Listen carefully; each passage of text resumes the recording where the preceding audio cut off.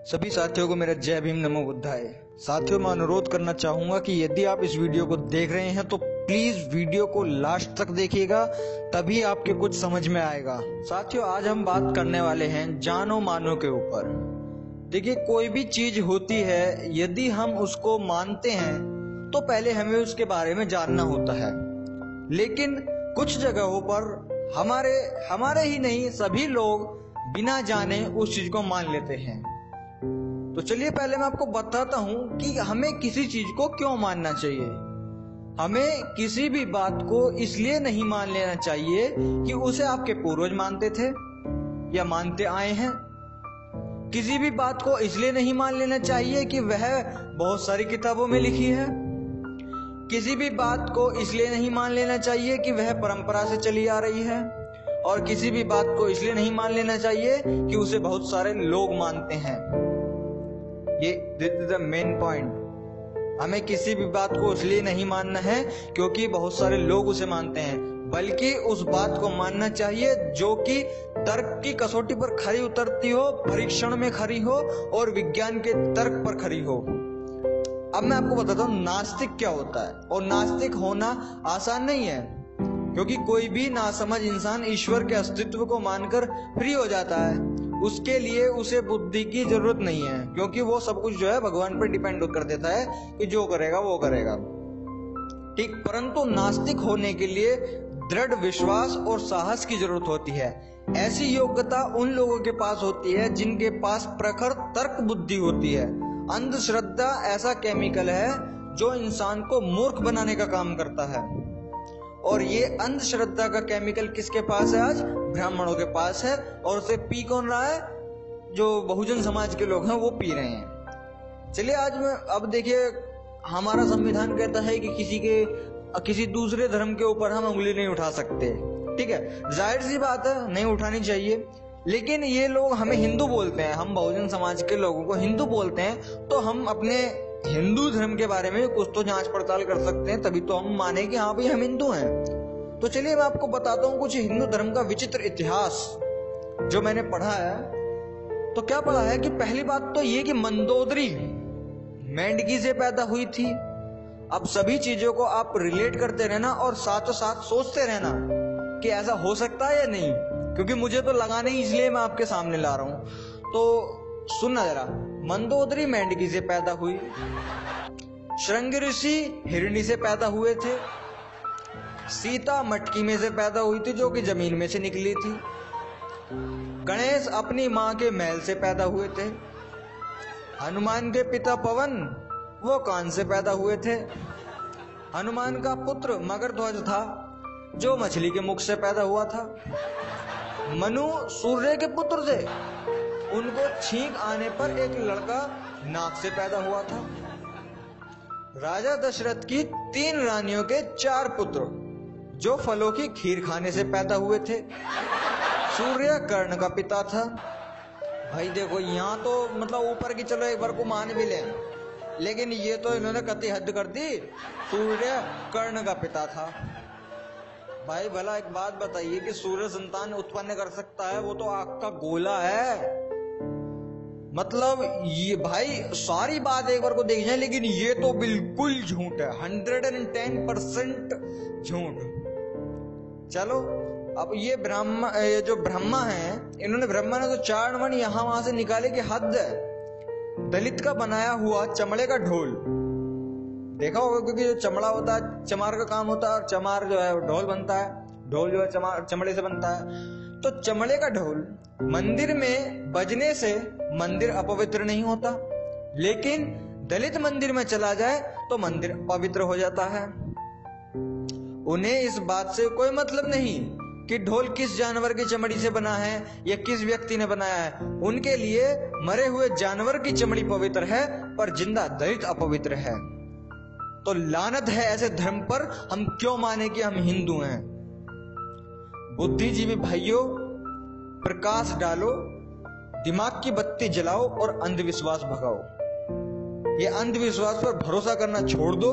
बहुत समय हो गया, बहुत पूजा पाठ कर ली, और पूजा पाठ से याद आया, यदि पूजा पाठ करने से ही बुद्धि और शिक्षा आती तो सिर्फ और सिर्फ पंडितों और ब्राह्मणों की औलादे ही विश्व में, नॉट इन भारत की बात नहीं कर रहा हूं। यदि पूजा पाठ करने से, क्योंकि विदेशों में तो पूजा होती नहीं है, तो यदि पूजा पाठ करने से बुद्धि और शिक्षा आती तो सिर्फ पंडितों की और ब्राह्मणों की औलादे जो है डॉक्टर, इंजीनियर, वैज्ञानिक होती।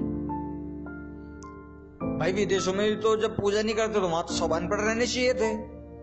पहला पाखंड, सोच विचार करके तब समझो। यदि पूजा पाठ करने से बुद्धि आती तो आज पंडितों की औलादे ही पूरे विश्व में वैज्ञानिक, डॉक्टर, इंजीनियर होती, लेकिन नहीं है। सब हैं। कौन है? जो शिक्षा प्राप्त करता है। शिक्षा से ही वैज्ञानिक, डॉक्टर और इंजीनियर और शासक बनते हैं, पूजा पाठ से नहीं बनते। बाबा साहब ने खुद कहा था, शिक्षित बनो, संगठित बनो, संघर्ष करो। वो ऐसे ही नहीं कहा था। इसका इन 3 शब्दों का बहुत बड़ा रहस्य है, बहुत बड़ा अर्थ है, जिसको समझना बहुत आसान है लेकिन कोई समझना नहीं चाहता है। अब ये कहते हैं कि सनातन धर्म, हिंदू धर्म के अंदर, फिर कहते हैं सनातन धर्म बहुत प्रभावशाली बताते हैं। मैंने एक वीडियो आपको दिखाया था, सनातन धर्म की एक जो ठेकेदार हैं उन्होंने कुछ भाषण दिया था, मैंने उसको पूरा भाषण को ट्रांसलेट किया था, वो आपको उसका लिंक डिस्क्रिप्शन में भी मिल जाएगा। तो मैं आपको बताता हूं कि कुछ सनातन धर्म की कुछ बातें जो शायद आप नहीं जानते होंगे, लेकिन मैंने पढ़ा है तो मैं आपको बताना पसंद करूंगा।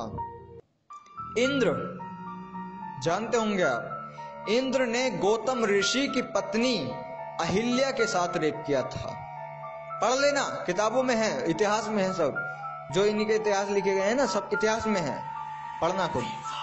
चंद्रमा ने अर्घ अर्पण करती बृहस्पति की पत्नी तारा के साथ रेप किया था। अग्रसत्य ऋषि ने सोम की पत्नी रोहिणी के साथ रेप किया था। बृहस्पति ऋषि ने औतत्य की पत्नी मारुत की पुत्री ममता के साथ रेप किया। पराशर ऋषि ने वरुण की पुत्री काली के साथ रेप किया था। ये मैं इसलिए बोल रहा हूं स्लो में क्योंकि मैं घर पे ही हूं। विश्वामित्र ने अप्सरा मोहिनी के साथ संभोग किया था। वरिष्ठ ऋषि ने अक्षमाला के साथ रेप किया था। ययाति ऋषि ने विश्वाची के साथ रेप किया था। पांडु ने माधुरी के साथ, राम के पूर्वज राजा दंड ने शुक्राचार्य की पुत्री अर्जरा, सुना होगा नाम, अर्जरा के साथ रेप किया था।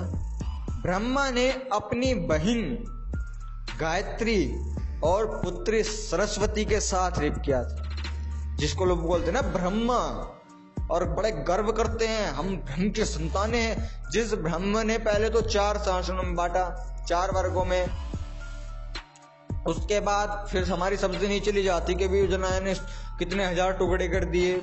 क्यों माने भाई हम उनको? ऐसे ना जाने कितने घटनाएं हैं इनके धर्म ग्रंथों में भरी पड़ी हुई हैं जो कि हमको पता नहीं है।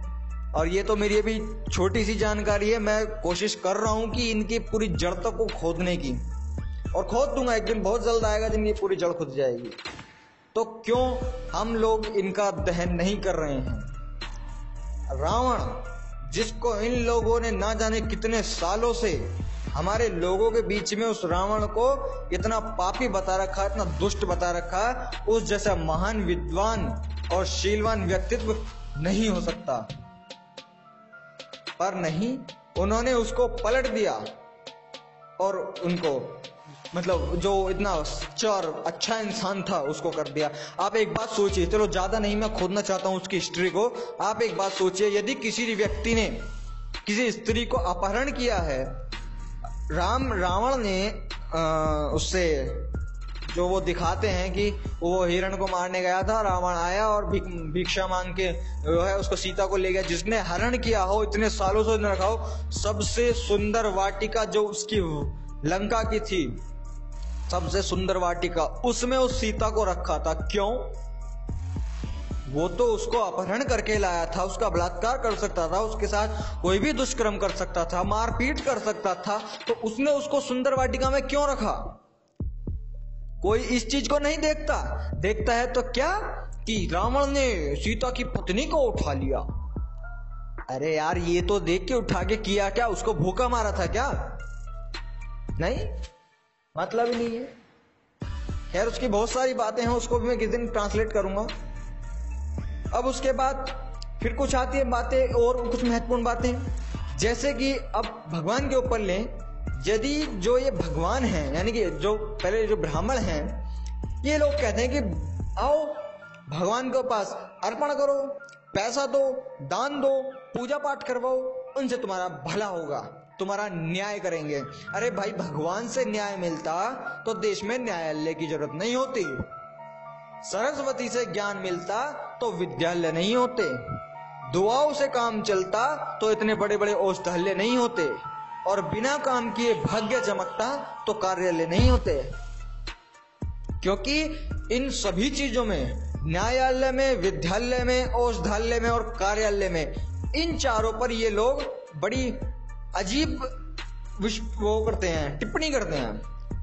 न्यायालय, तुम यहाँ पूजा, मान लीजिए घर में लड़ाई हो रही है, मतलब झगड़े हो रहे हैं, तो उनका झगड़े का कारण तो पूछते नहीं। 50,000 की पूजा पाठ करवाओ, हवन करवाओ, महाकुंड करवाओ, अग्निकुंड करवाओ, फलाना करवाओ, ढिकाना करवाओ, न्याय हो जाएगा, शांति मिल जाएगी। विद्यालय, वहां मत मतलब कॉलेज में पढ़ो, हमारे सनातन धर्म को आकर पढ़ो, धर्म ग्रंथ पढ़ो, ये पढ़ो, वेद पढ़ो, कुरान, मतलब कुछ भी पढ़ो, लेकिन किताब मत पढ़ो, कॉलेज मत जाओ। विद्यालय इन्होंने नाम करा। औषधालय, दवाई, कोई बीमार हो रहा है, उसको दवाई की जरूरत तो नहीं, अरे इसको तो उसका साया है, इसको तो शनि का साया पड़ गया, आओ लेके आओ, 12,000 जमा करो, उसकी पूजा करवाओ, उसको तेल चढ़ाओ, उसको दूध चढ़ाओ, उसको ये करो, उसको वो करो, और शाम भला टली। सोचने वाली बात होती है। कार्यालय, बिना मतलब, अब मैं इंसान हूं, मैं जाता हूं कि पंडित जी के पास, पंडित जी मेरा काम नहीं हो रहा, मेरा काम कैसे हो? वो बोलेंगे 10,000 के चढ़ाओ, 10,000 के सॉरी जो भी है इनका होता, मुझे पता भी नहीं है, क्योंकि मैं आज तक मंदिर कभी गया नहीं हूँ। पहले जाता था बचपन में, लेकिन उसका मुझे कुछ याद नहीं है, तो मुझे इनका कुछ पता नहीं है कि क्या क्या होता है। तो मतलब ये लोग बोलते हैं, मैं सुनता हूँ, लेकिन अब जाना मैंने स्टार्ट किया है। इनके मंदिरों में जाता हूँ, अब खुद मंदिर में जाता हूँ, हवन में जाता हूँ, पूजा पाठों में जाता हूँ, जागरणों में जाता हूँ, इनको जानू तो सही कि क्या करते हैं ये लोग। तो भाई, मंदिर धर्म के दलालों की निजी दुकान है, जो कि कुछ विशेष जाति के लोगों को फायदा पहुंचाने के लिए है। अब जो मंदिर होते हैं, जो उसका दान होता है, चंदा इकट्ठा होता है, क्या वो लोग किसी गरीब जगह पर, किसी गरीब गांव में जाकर वहां बांटते हैं?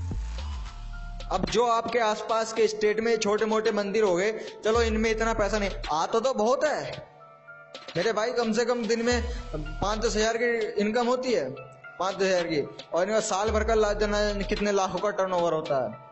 और ये तो कुछ नहीं है।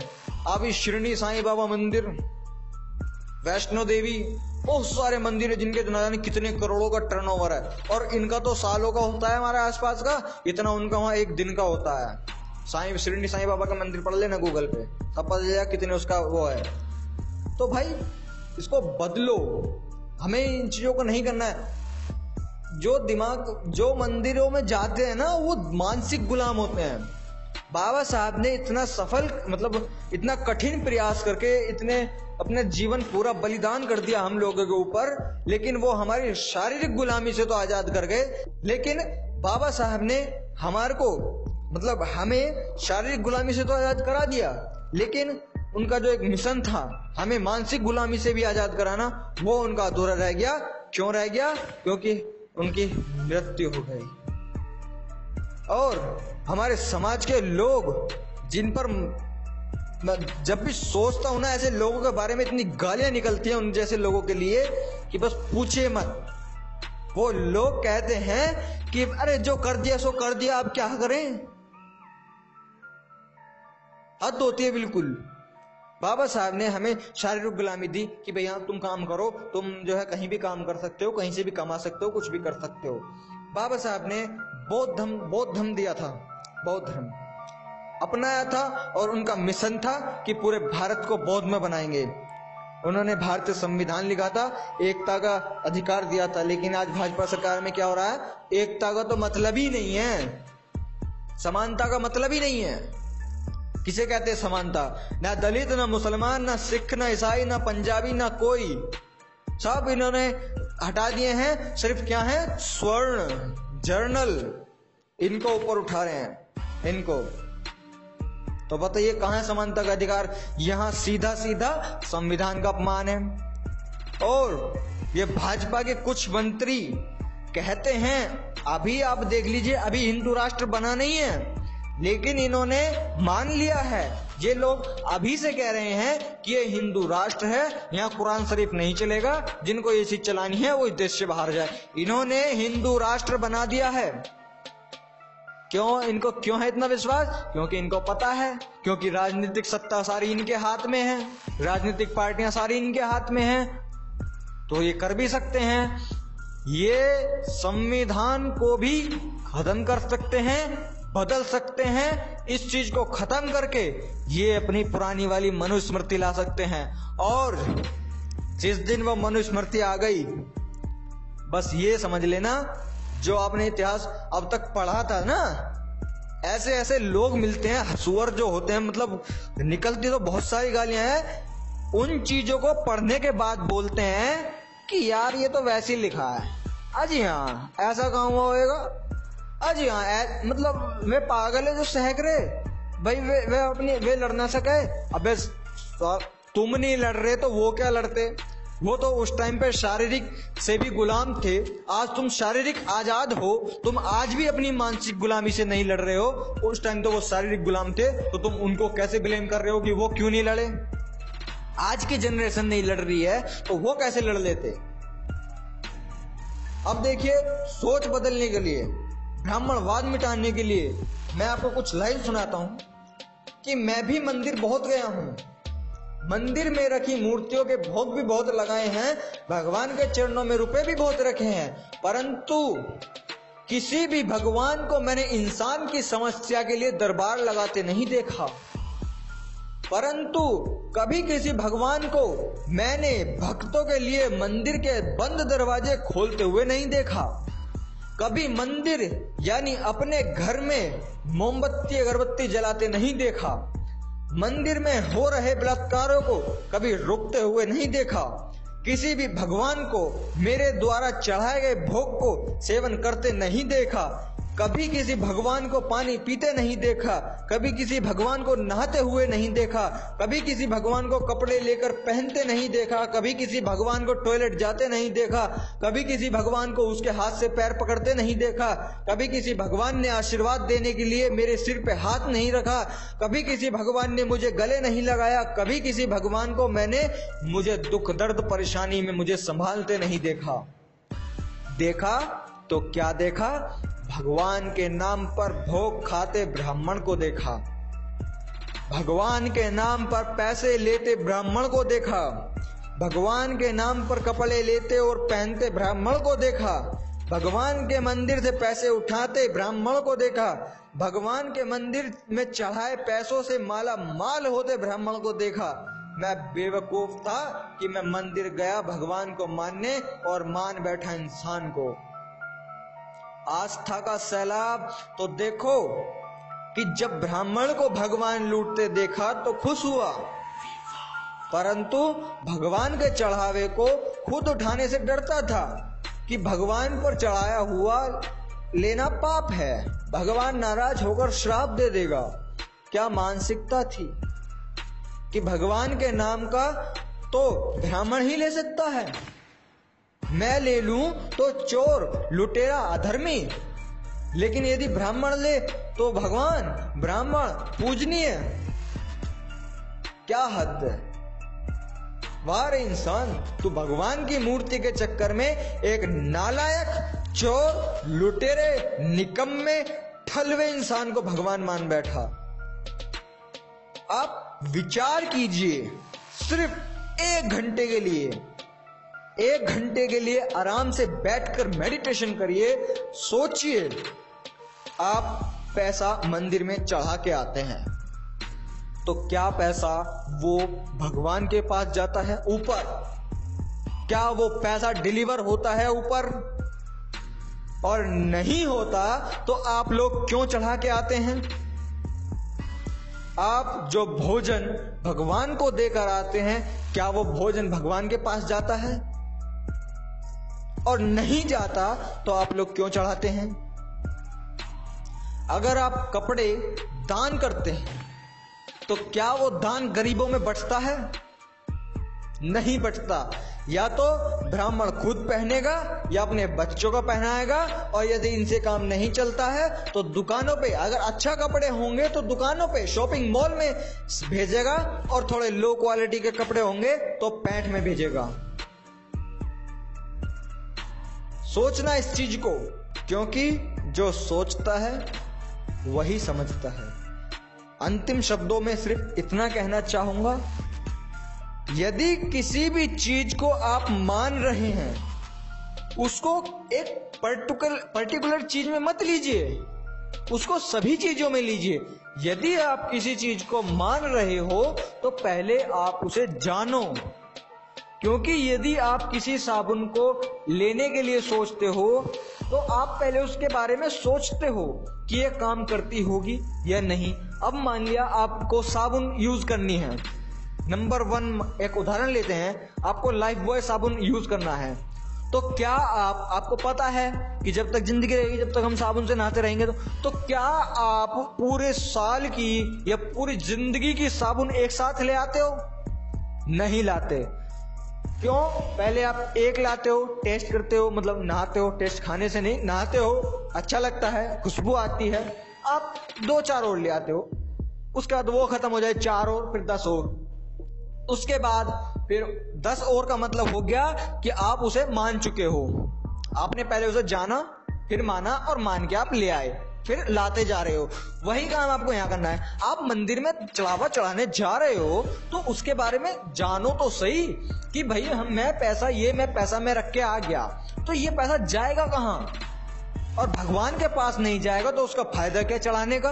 क्योंकि हम तो भगवान को अर्पण कर रहे हैं, भगवान के पास जा नहीं रहा है तो उसका फायदा क्या चढ़ाने का? यानी कि किसी पर्टिकुलर इंसान के पास जा रहा है जो कि ब्राह्मण, और जो हमारा खाकर आज हम ही को गाली देता है। लेकिन लोग कहते हैं कि कहां देता है गाली? अबे छोड़ो यार, क्यों, मेरे मुंह से ज्यादा खुल जाएगा तो कोई फायदा नहीं है। बस मैं आज इतना ही कहना चाहता था, ब्राह्मणवाद खत्म करो मेरे भाइयों। हिंदू राष्ट्र बनाने की भाजपा पूरी कोशिश कर रही है। इस भारत को, इस देश के संविधान के तहत हमें बौद्धमय भारत बनाना है, क्योंकि इनके भगवान, जो तथाकथित भगवान होते हैं, वो भगवान सिर्फ भारत के अंदर हैं, लेकिन बाबा साहब का संविधान भारत के अंदर है। लेकिन बाबा साहब जो पूजनीय हैं, उनको भगवान कहना चाहिए, जो एक जगह के अलग, एक जगह से ज्यादा पूजा जाता हो। एक बाबा साहब ऐसे इंसान हैं पूरे विश्व में जिनकी मान्यता न केवल भारत में है बल्कि अन्य देशों में है। अमेरिका, फ्रांस, जापान, हर देश में बाबा साहब की पहचान है। क्यों है? क्योंकि वो बहुत बड़े बलिदानी इंसान थे। बस मैं इतना कहना चाहूंगा, ब्राह्मणवाद खत्म करो, पूजा पाठ छोड़ो, एक बौद्ध धर्म के नियम के अनुसार अपनी जीवन को व्यतीत करो। जो आप चढ़ावा चढ़ा के आते हो उसको अपने पास बचत बैंक अकाउंट में जमा करो। अगर आपका बच्चा बीमार होता है, आपके फैमिली मेंबर में बीमार होता है, तो मंदिर में पूजा या जागरण या कराने की बजाय किसी डॉक्टर के पास लेके जाओ और उस डॉक्टर से इलाज कराओ, दवाई खिलाओ। यदि घर में आपके कोई लड़ाई होती है तो किसी बड़े को बैठाकर उसे सुलझाओ, ना कि किसी ब्राह्मण को लेकर आओ। तो बस मैं इन्हीं बातों के साथ कहना चाहता था। बस इसी के साथ जय भीम, नमो बुद्धाय। और जैसा कि मैं हर बार कहता हूं, मैं इस बार भी कहना चाहूंगा, क्योंकि मैं चाहता हूं कि जितनी भी मैं इनके ब्राह्मणवाद पर, इनके पाखंडवाद पर रिसर्च कर रहा हूं, वो सभी लोगों को पता चले। मैं कहना चाहूंगा, अगर आपको थोड़ा भी समझ में आया हो तो कृपया इस वीडियो को आगे शेयर कीजिएगा और चैनल को सब्सक्राइब करके प्लीज बेल आइकन जरूर दबा लीजिएगा, क्योंकि आप लोग बेल आइकन नहीं दबा रहे हैं। सब्सक्राइब के बराबर में ही बेल आइकन आ जाता है। सब्सक्राइब बटन दबाने के बाद उस बेल आइकन को दबाएं और वीडियो को जितना ज्यादा से ज्यादा हो सके उतना शेयर कीजिए। बहुत शेयर कर लिए आपने, वो मैसेज के हनुमान से आया है, सीधा श्रीनी साईं बाबा से आया है, इसको आगे शेयर कीजिए। बहुत कर लिए, आज इस वीडियो को शेयर करो और देखो कि कितनी क्रांति आती है। इसी के साथ जय भीम, नमो बुद्धाय।